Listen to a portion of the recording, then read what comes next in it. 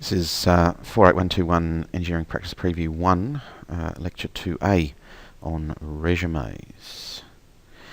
We're going to start out this lecture by going over what employers actually want from your resume and where the resume fits into the employment process.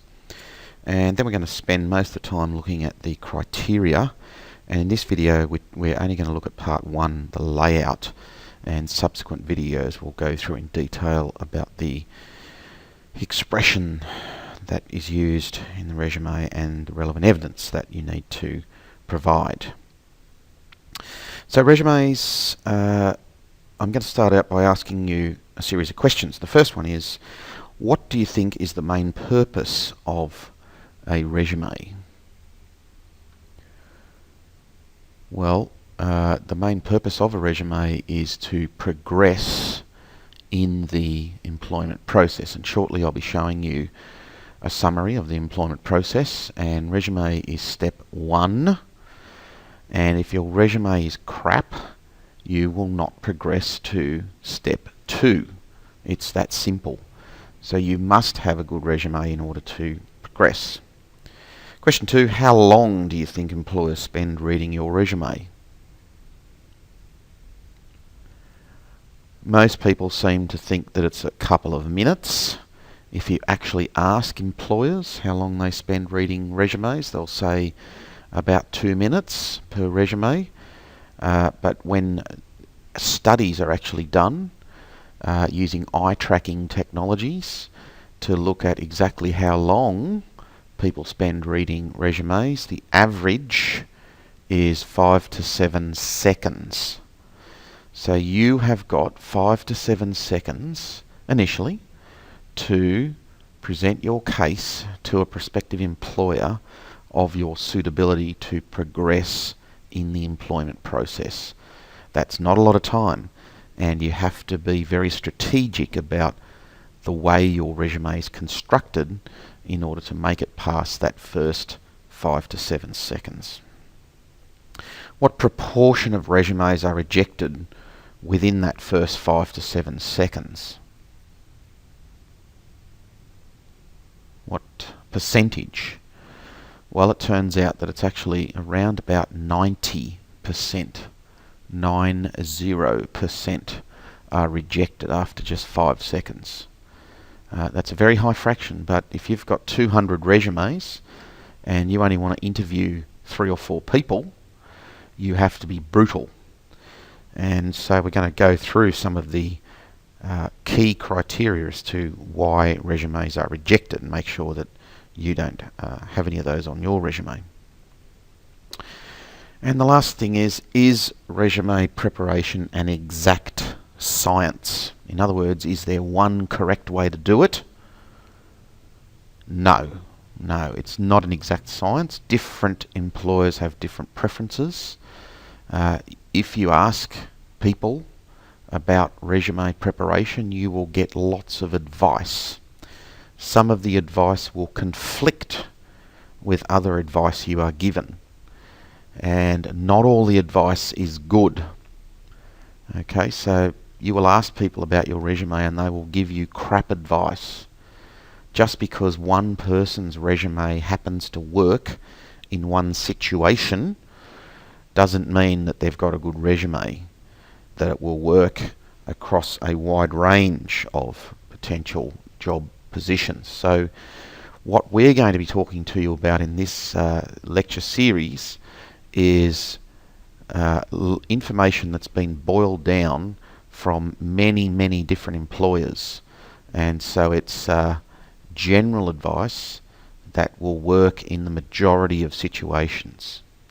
But if you follow all the advice, there's no guarantees, and will you be successful if you don't follow any of the advice? Yes, it's possible, but your chances of success are increased dramatically if you do follow the advice. Okay, here's the employment process. Resume is step 1, sometimes with a cover letter as well.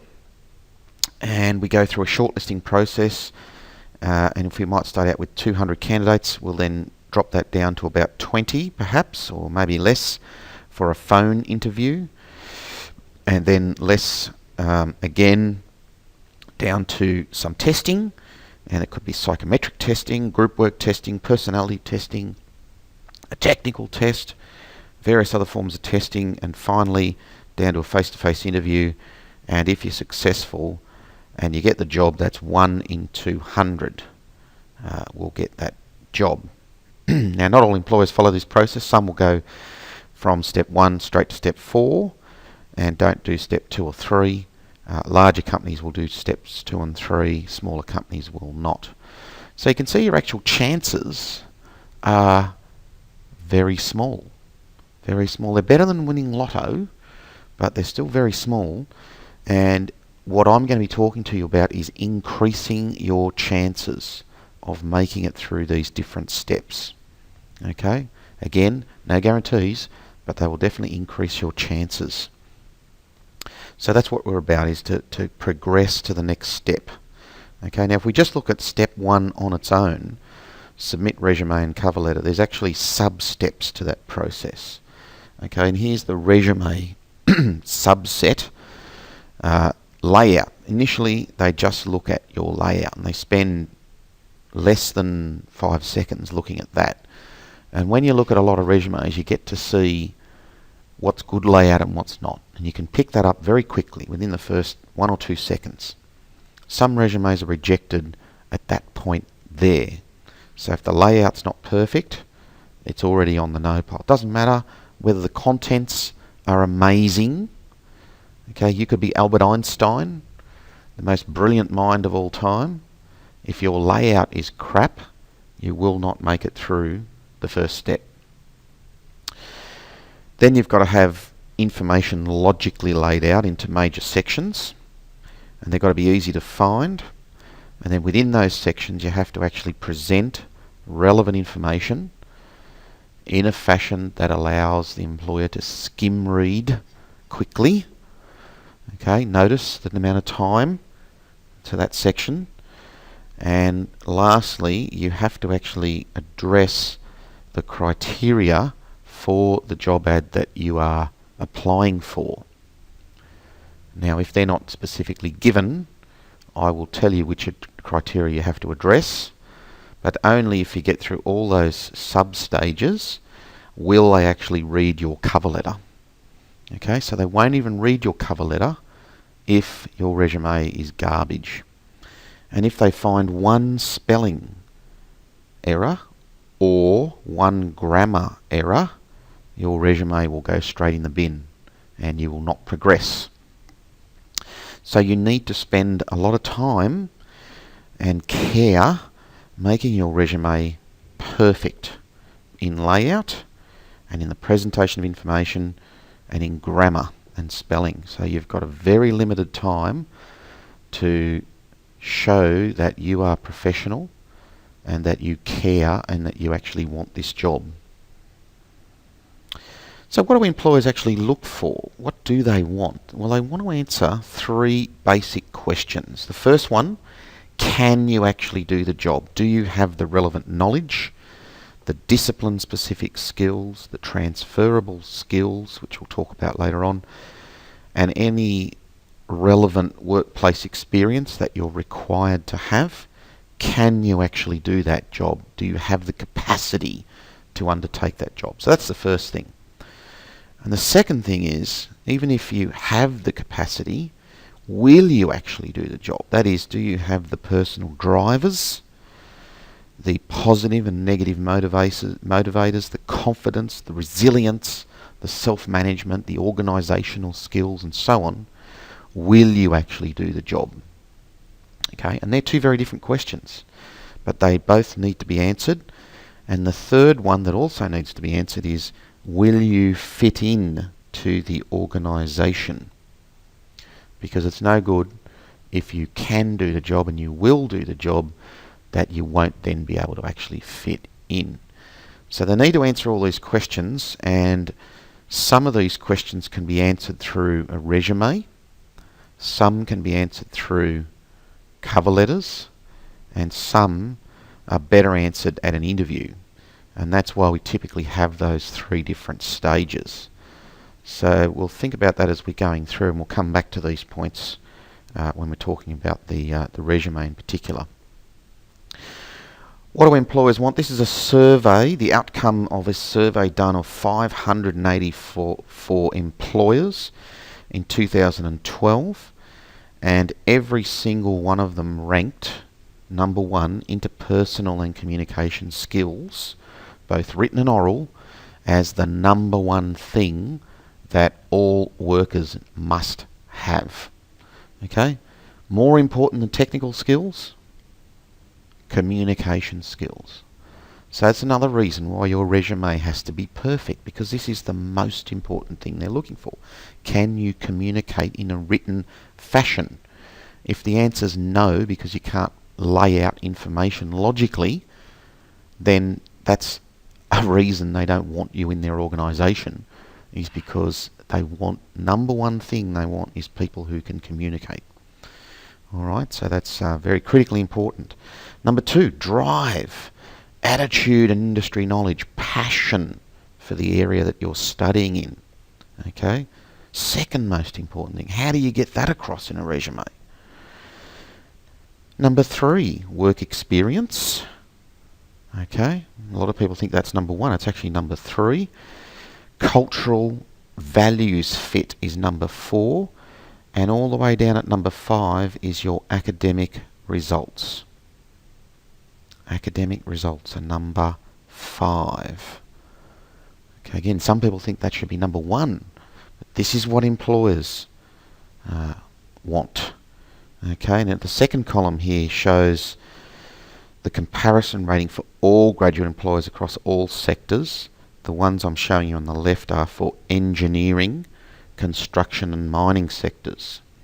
Okay, so you can see that mostly they're the same. Okay, but for all graduate employers sometimes a little bit different.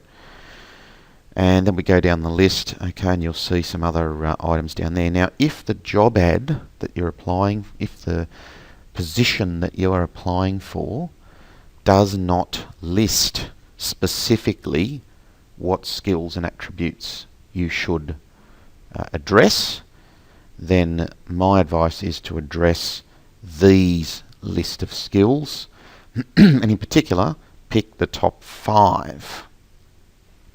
Okay, if you've got particular strengths in some of the other ones, by all means go for those as well, but certainly you should pick the top five. We'll come back to this list later on. Alright, so in talking about your key points for the resume, I cannot emphasise this point any more than what I have on this slide in massive letters. Page one is critical. You must get page one right, because, well, we'll get to that in the next slide. The main points are that it must be visually appealing, it must use appropriate language, it must have relevant evidence, and it must uniquely highlight you and how you suit the role that you're applying for. This is what they're looking for. Okay, and page one is your 5-second window of your first impression, and you know the old saying that first impressions count. Okay, so the first impression they get of you, your resume, is critical. Why is it critical? Because it doesn't matter if they don't make it past page one with regard to what's on page two. Right? Whatever's on page two, they're not going to read if they don't get past page one. So if your layout is crap, you've got spelling errors, information's not laid out logically, they're going to put your resume in the bin immediately, and they're not even going to look at page two. So again, Albert Einstein, genius, information could be located on page two. They ain't going to look at it if page one's crap. Alright, so resumes only present relevant information on your resume. What do we mean by that? If the job ad mentions any criteria, you must specifically address those. Now, if you can't address those, then for heaven's sake, don't apply for the job. Alright? They purposefully put those things in the ad to make sure that you do address those. So if you don't, well, you're not going to get the job. And if you can't address them because you don't have those skills, then don't apply for the damn job. Now, if the job ad's vague, as I said before, you should address the top 5 engineering employer requirements that I showed you on that earlier slide. Okay, so relevant, we mean relevant for the job that you are applying for. Now, in this context, in this subject, we're getting you ready to apply for an engineering internship in your major. Okay, relevant to your major. So you're only going to present information relevant to that context. Now, who's got on their resume now that they have an RSA certificate? What's RSA? Responsible Service of Alcohol. Many people have that because they work in the hospitality area and they have to have that to work in that area.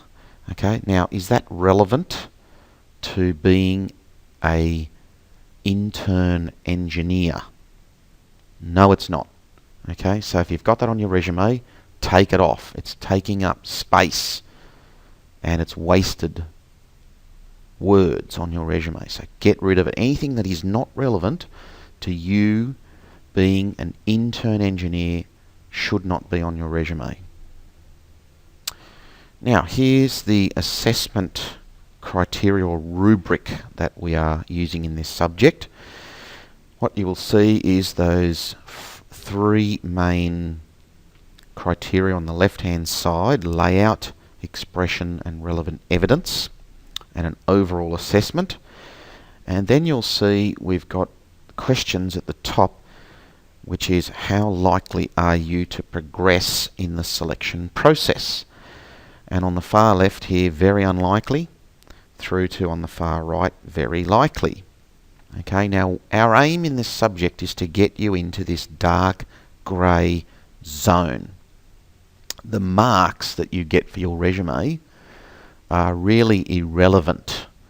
Okay, if you get a mark of 12 out of 20 for your resume, and we say that that is possibly likely to progress or possibly competitive, that's actually not good enough. Okay, especially in areas where competition is fierce. For example, in civil engineering at the moment, there are very few jobs and very many students looking. Your resume needs to be in this dark grey area in order to have any chance of success. Okay, so that's how we're going to mark your resume: layout, expression, relevant evidence, which happens to be what employers are looking for. And we're going to go through these criteria in detail to tell you exactly what you need to do.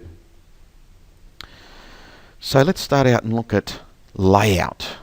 Okay, now within layout, that's only one criteria. There are many parts or elements to that.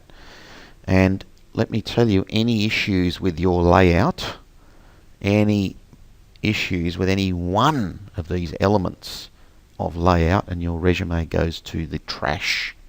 Okay, because remember, number one thing that employers look for is communication, which also includes written communication. If you can't write a resume, that is evidence that you are not a good communicator, so they're going to reject you straight away. So what are the main elements of layout? Heading, white space, font choice, logical layout of information, consistent formatting, brief sentences or bullet points, overall length, and footers with your name and page numbers in it. I'm going to go through each of these in detail. Okay, so layout. The first thing is the heading at the top of the page.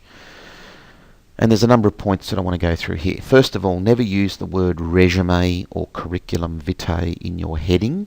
It's obvious that this document is your resume, so don't waste the word resume stating the bleeding obvious. And similarly, don't include headings such as name, phone, email. Again, it's obvious.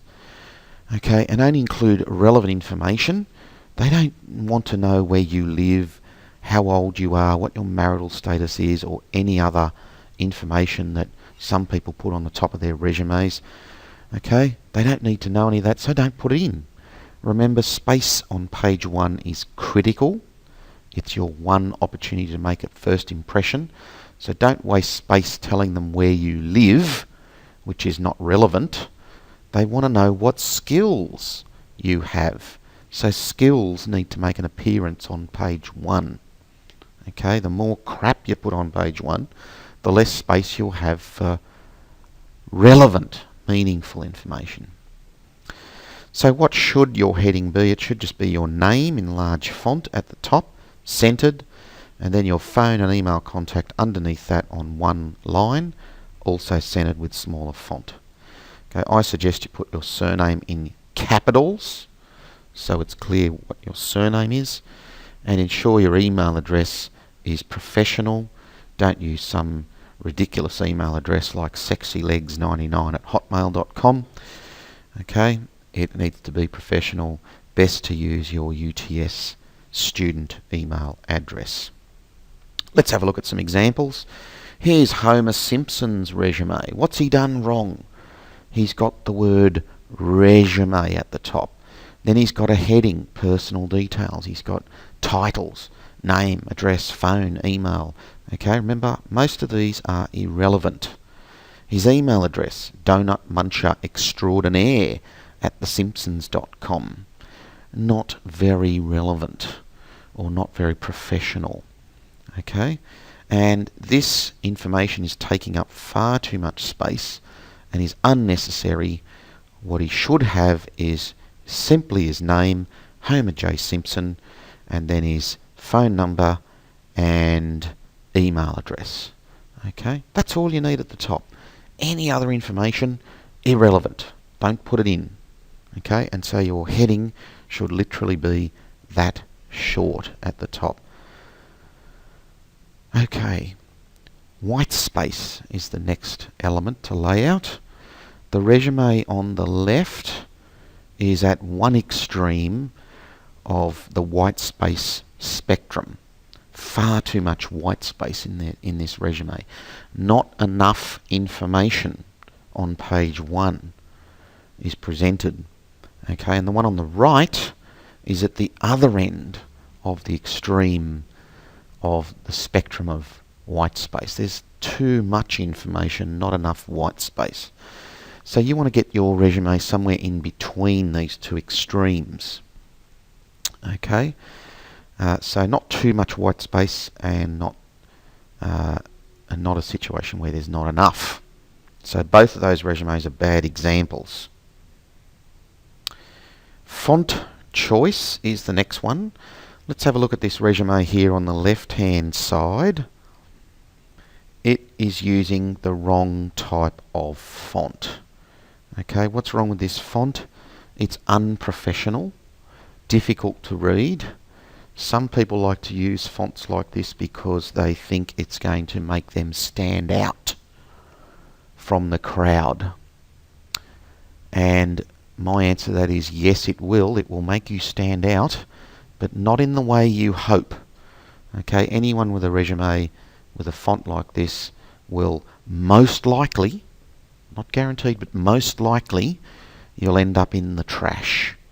Okay, because it's unprofessional. So don't use fonts like that. Just use a regular Times New Roman or Arial font, something like this.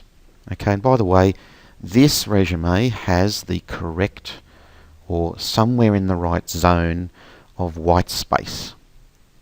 Okay, it has some other things which are good as well. It has a good overall layout.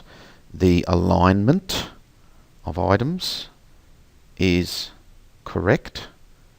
On everything has a regular lineup. The formatting of various things is correct. Okay, the contents of this resume are garbage. All right, don't follow this in terms of expression and relevant evidence. But the layout, the first impression for this resume is not too bad. It's pretty good. So Homer's done a lot of work here. He's got his resume over the first hurdle, but unfortunately he's going to fail at the next one. So this one's not too bad in terms of layout. Okay, we'll come back to this one later on. Alright, so white space font choice, the one on the right here is about right. Logical layout allows the reader to locate sections rapidly and quickly skim, read key points. So use section headings and use a larger font or bolding or underlining, but not both, and or indentations in order to logically separate sections out. Again, use indenting and line spacing to separate key chunks of information. Now, employers want to know when things have occurred, so it's important to include dates on things like education and work experience. Okay, and what you should do is use a month and year format. Now, some people will tell you all of the dates must be on the left or they must all be on the right. Okay, I personally don't give a pink toss whether they're on the left or the right, but they should all be on one side. So don't put some on the left and some on the right. Be consistent. And always use reverse chronological order. That means most recent information first. Above all, your layout and formatting must be consistent. Very important. What do we mean by consistent? Okay, fonts need to be consistent. Use the same font and size for all text. And research has shown that you have a higher probability of your resume being accepted if you use 12-point font. If you use anything smaller, some employers will reject your resume or be inclined to reject your resume.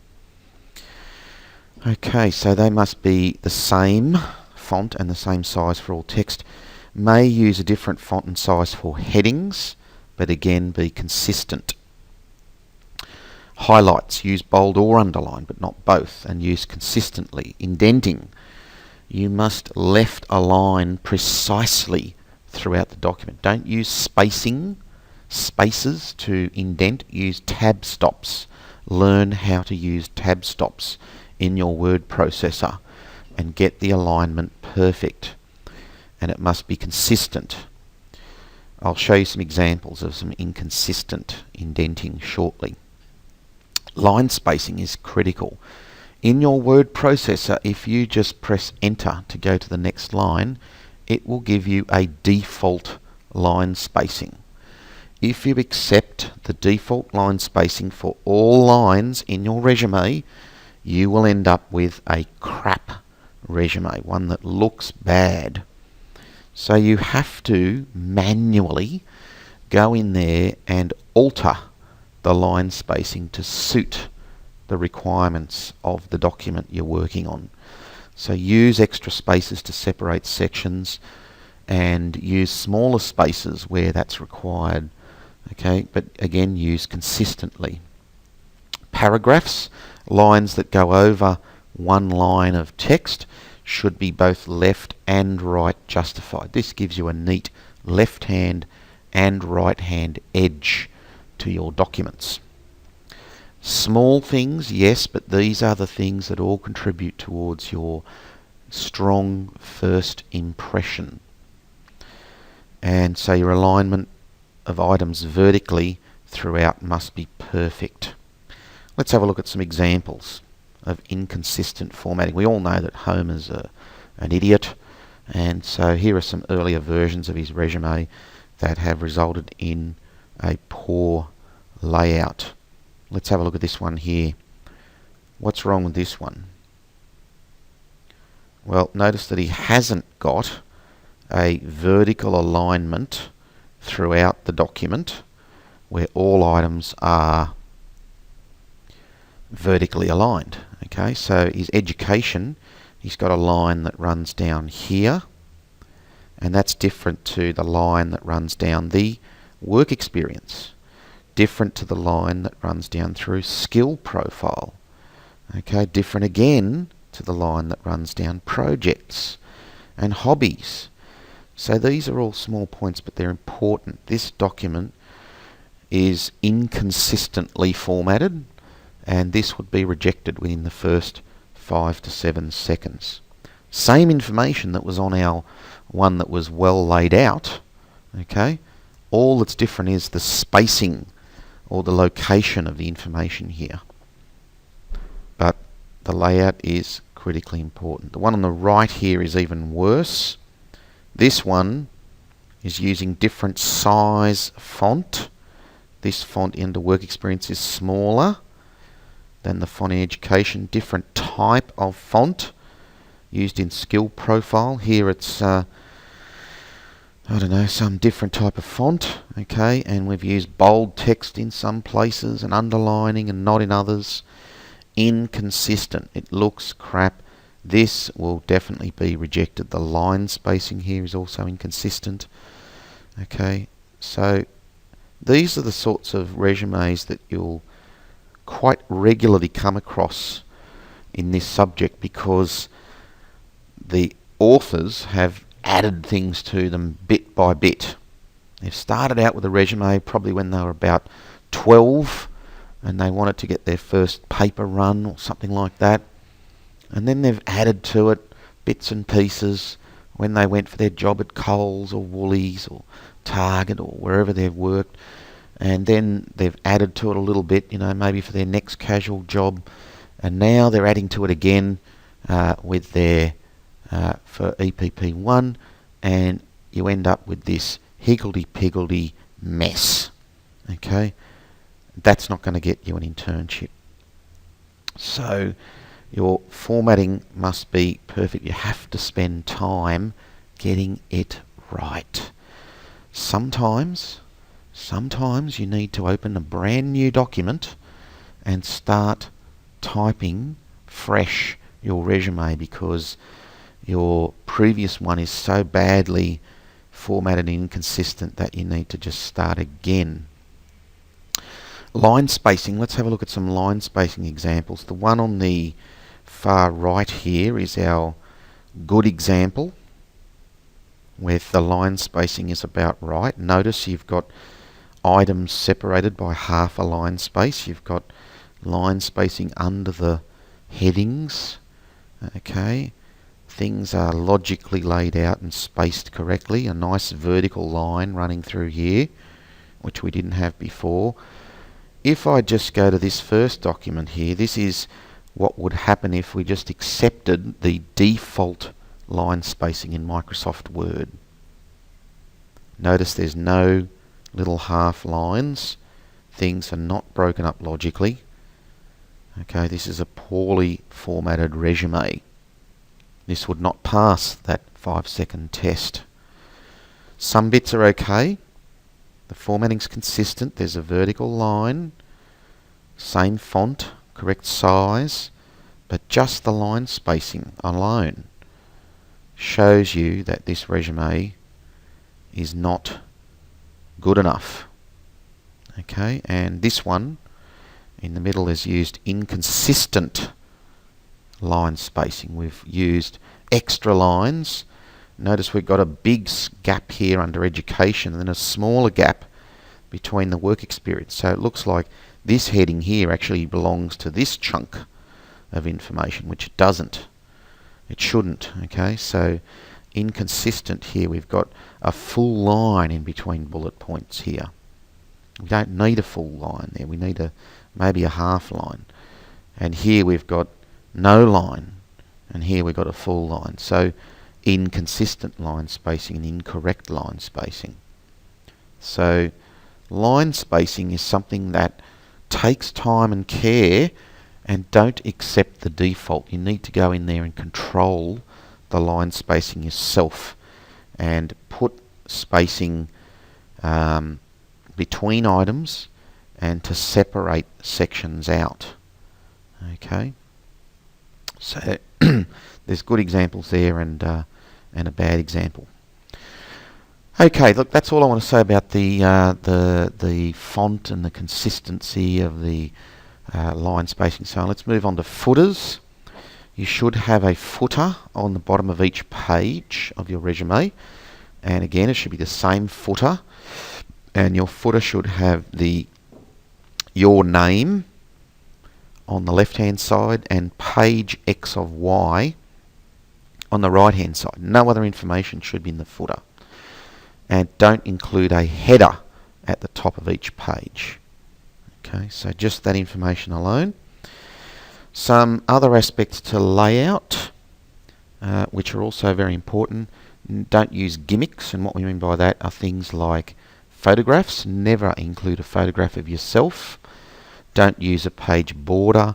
Don't have boxes, shapes, or various other things that you think might make you stand out. They will make you stand out for the wrong reason. Okay, so some employers will trash your resume just on these points alone. Some people like to use colour. I would suggest don't.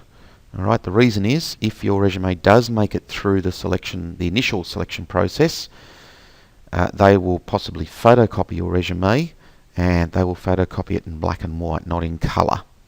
So some information may be lost if that's the case. Okay. Also, don't include a recommendation letter with your resume. That comes after, in a subsequent step in the process. So your resume, let's just go back one page. Your overall length of your resume should be 2 to 3 pages. 2 to 3 pages, no more. Okay. At this stage of your development, and for this purpose of applying for an internship early in your course, 2 to 3 pages. Okay, any more and you've probably got irrelevant information. Any less and you probably don't have enough information in there. So summary, spend time and effort on the layout to get it right and looking really good. Okay, it has to be perfect, otherwise you will end up in the trash.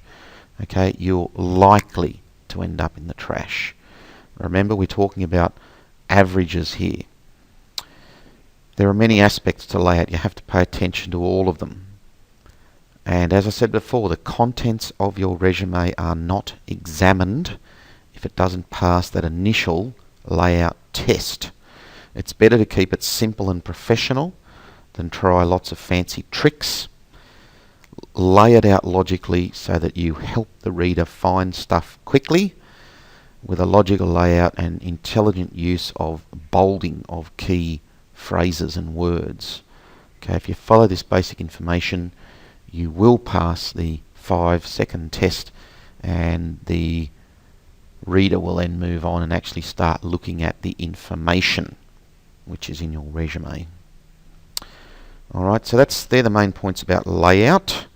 Okay, and we'll then move on to look at the next item in the next video.